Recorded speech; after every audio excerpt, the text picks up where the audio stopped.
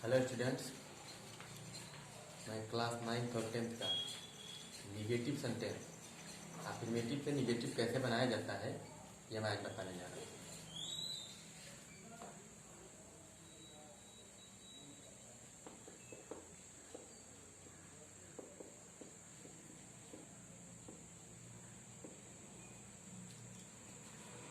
Negative sentence मतलब नकारात्मक वाक्य। इसमें हम जो भी हेल्पिंग वर्ब या मॉडल ऑक्सिलरी उसके बाद नॉट लगा करके हम निगेटिव बनाते हैं, लेकिन कुछ ऐसे तथ्य हैं, कुछ ऐसे सेंटेंस हैं जिसको ऐसे नहीं बना सकते, जैसे present indefinite.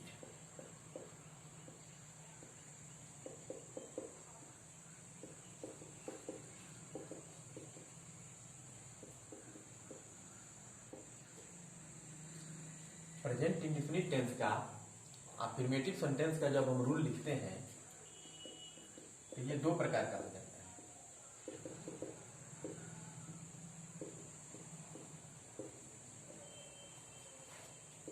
Subject main verb में एस या ईएस प्लस ऑब्जेक्ट। अगर कर्ता सिंगुलर है तब एक वचन कर्ता के लिए,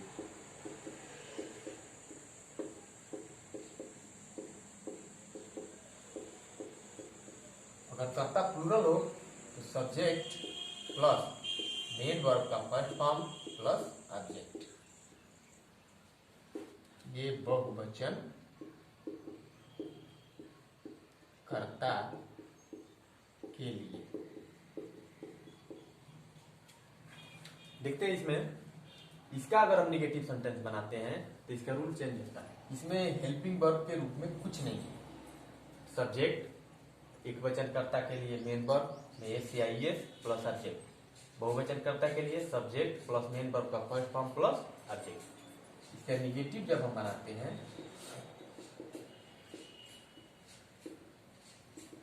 रूल चेंज होता है। सब्जेक्ट प्लस, अगर कर्ता एक वचन है तो उसके साथ डज का प्रयोग करते हैं, अगर कर्ता बहुवचन है तो उसके साथ डू का, तब नॉट का प्रयोग कर देते हैं, निगेटिव बन जाता है। उसके बाद फिर मेन वर्ब का फर्स्ट फॉर्म लगाते हैं। अगर एक वचन में एस या ईएस हो उससे मतलब नहीं है, उसका निगेटिव बनाते हैं तो फर्स्ट फॉर्म में हो जाता है प्लस ऑब्जेक्ट।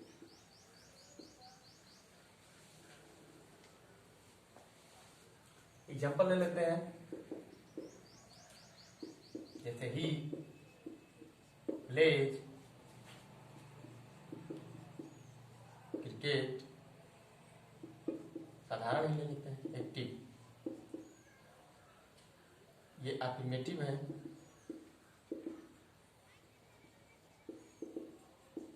इसका निगेटिव बनाएंगे, देखेंगे यहाँ पे ही सब्जेक्ट का कार्य कर रहा है, ये प्लेज कोई हेल्पिंग वर्ब नहीं, ना auxiliary verb, direct main verb में एस या ईएस जुड़ा हुआ है, यानी सब्जेक्ट प्लस मेन वर्ब में एस या ईएस, ये क्रिकेट ऑब्जेक्ट का कार्य कर रहा है। इसका मतलब ये सेंटेंस प्रेजेंट इंडेफिनिट टेंस का अफर्मेटिव सेंटेंस है। इसका कर्ता क्या है? सिंगुलर है। अब बातें इसका निगेटिव बनाते हैं ही। अब कर्ता सिंगुलर है तो उसके साथ डज का प्रयोग होगा, क्योंकि ये सिंगुलर वर्ब के लिए है, ये प्लूरल वर्ब के लिए। तो ही डज नॉट का प्रयोग करेंगे। ये देखते हैं प्ले, इसमें एस जुड़ा हुआ है, प्ले, ये अब निगेटिव में बदलता है तो ये फर्स्ट फॉर्म में हो जाता है, he does not play cricket, ये हमारा निगेटिव हो गया। इसके बाद कंटिन्यूअस आता है, तो कंटिन्यूअस में हम देखते हैं कि हेल्पिंग वर्ब के रूप में इज आर एम लगता है, उसके बाद हम केवल नॉट का प्रयोग कर देंगे तो हमारा क्या हो जाता है? निगेटिव। इसी तरह प्रेजेंट परफेक्ट, प्रेजेंट परफेक्ट में भी वैसे ही है, सहायक क्रिया के रूप में एक वचन के साथ हैज, बहुवचन के साथ हैव का प्रयोग होता है। उसके बाद हैज या हैव के बाद हम नॉट लगा देंगे तो हमारा निगेटिव बन जाएगा। उसी तरह प्रेजेंट परफेक्ट कंटिन्यूअस टेंस है, उसमें हैज या हैव के बाद एक और होता है बीन, हैज या हैव के बाद नॉट लगा देंगे। लेकिन आते हैं पास्ट इंडेफिनिट में।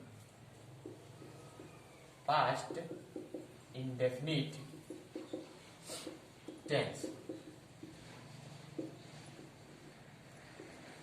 इसका अफर्मेटिव हो जाता है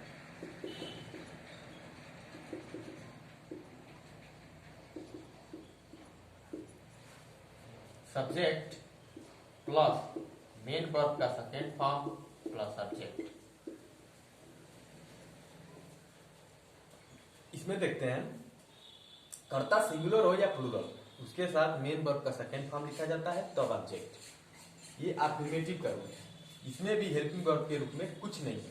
इसी का निगेटिव अगर हम चेंज करते हैं तो हेल्पिंग वर्ब के रूप में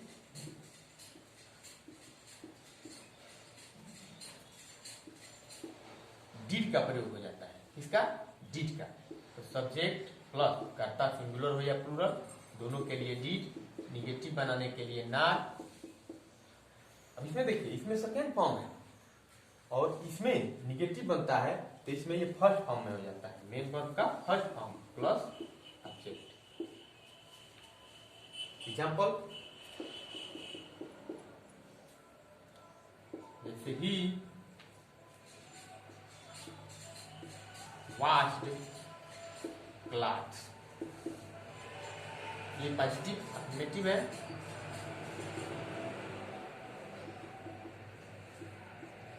इसका निगेटिव बनाएंगे। देखते हैं यहाँ पे ही सब्जेक्ट का कार्य कर रहा है, वास्ट मेन वर्ब का सेकेंड फॉर्म में है, क्लास क्या हो जाएगा?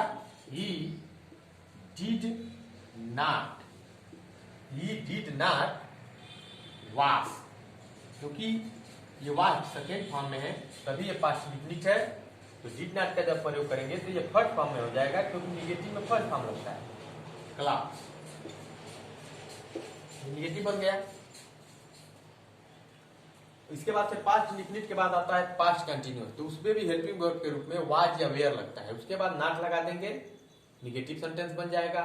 उसके बाद से आता है past perfect tense. Past perfect में वही हैड हेल्पिंग वर्ब के रूप में होता है। उसके बाद नॉट लगा देंगे। इसी तरह पास्ट परफेक्ट कंटिन्यूअस है, फ्यूचर इंडेफिनिट मतलब फ्यूचर कंटिन्यूअस, फ्यूचर परफेक्ट और फ्यूचर परफेक्ट कंटिन्यूअस सब में।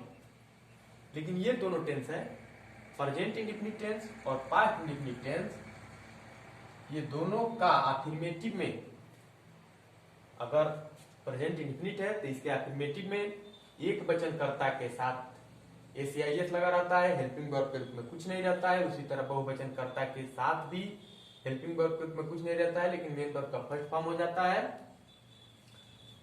और इसका निगेटिव हम बनाते हैं तो हेल्पिंग वर्ब के रूप में डज या डू लग जाता है, एक वचन के साथ डज और बहुवचन के साथ डू। उसके बाद से नॉट लगाकर मेन वर्ब का फर्स्ट फॉर्म लिखते हैं। इसी तरह पास्ट इंडेफिनिट टेंस में है, अफर्मेटिव सेंटेंस में सब्जेक्ट प्लस मेन वर्ब का सेकेंड फॉर्म हो जाता है। उसके बाद से ऑब्जेक्ट। इस अफर्मेटिव सेंटेंस में कोई हेल्पिंग वर्ब नहीं होता है, यही निगेटिव सेंटेंस बनाते हैं तो हेल्पिंग वर्ब के रूप में डिड का प्रयोग हो जाता है और ये सेकेंड फॉर्म न रह करके मेन वर्ब का फर्स्ट फॉर्म हो जाता है। एक और एग्जांपल देते हैं, दे रीड ए बुक। कई बार एग्जामिनेशन में ये आया हुआ है। देखिए ये देखने लायक तथ्य है। दे सब्जेक्ट का काम कर रहा है। अगर इसे हम देखें तो ये रीड फर्स्ट फॉर्म, वर्ब का फर्स्ट फॉर्म, सेकेंड फॉर्म और थर्ड फॉर्म। रीड का तीनों एक ही होता है, रीड रीड और रीड। फर्स्ट फॉर्म भी रीड, सेकेंड फॉर्म भी रीड और थर्ड फॉर्म भी रीड। तो इसको हम सब्जेक्ट प्लस मेन वर्ब का सेकेंड फॉर्म भी कह सकते हैं या सब्जेक्ट प्लस मेन वर्ब का फर्स्ट फॉर्म प्लस ऑब्जेक्ट, क्योंकि कर्ता यहाँ पे क्या है? दे, प्लूरल है। इस रूल पे आते हैं, अगर कर्ता प्लूरल है तो इसको हम दे रीड ए बुक, इसको हम प्रेजेंट इंडेफिनिट टेंस का अफर्मेटिव सेंटेंस मान सकते हैं और पास्ट इंडेफिनिट का भी। तो इसका दोनों तरह से हम बना सकते हैं, दोनों सही है। जैसे दे, अगर इसको हम प्रेजेंट इंडेफिनिट मानते हैं तो दे डू नॉट कर देंगे, they do not read a book, negative हो गया।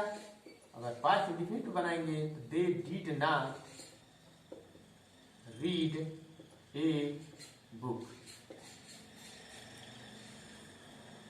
ये दोनों तरह से सही है।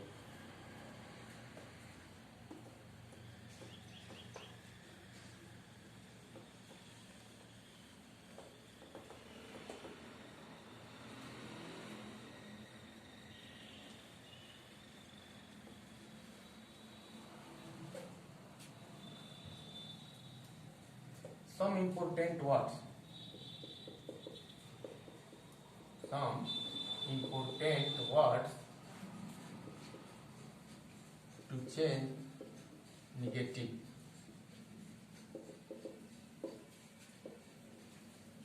Some important words to change negative. Someone,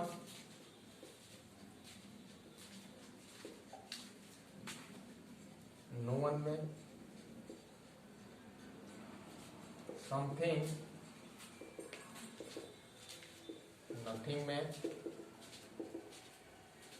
always, never में,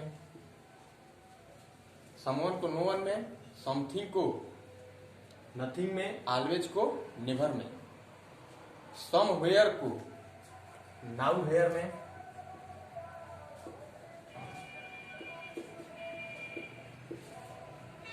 somewhere को nowhere में, either आर को नाइदर नार में,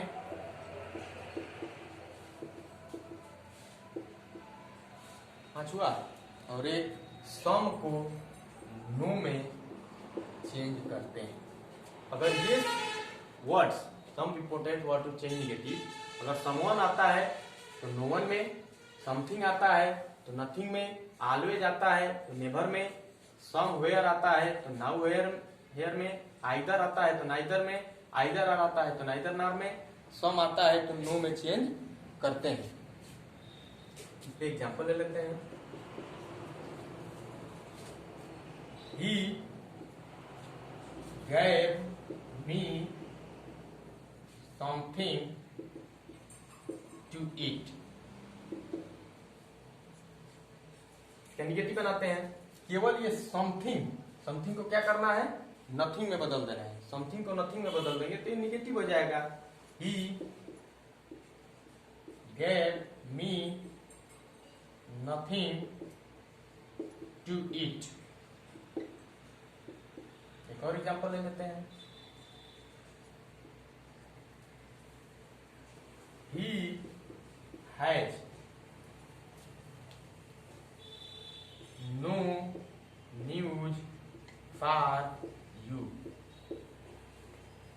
इसमें देखिए नो आया, सम नहीं तो निगेटिव बन जाएगा। He has some news for you. इसका निगेटिव बनाएंगे तो ये सम कुछ महत्वपूर्ण तथ्य जो नकारात्मक बनाए जाते हैं, जैसे समवन को नोवन में, समथिंग को नथिंग में, ऑलवेज को नेवर में, समवेयर को नाउवेयर में, आइदर आर को नाइदर नार में, सम को नो में। तो इसको ही हैज, सम किस में बदल जाएगा? नो में। He has no news for you, ये आपका निगेटिव बन गया। ये नंबर 6 चैप्टर है निगेटिव सेंटेंस, ये खत्म हो गया।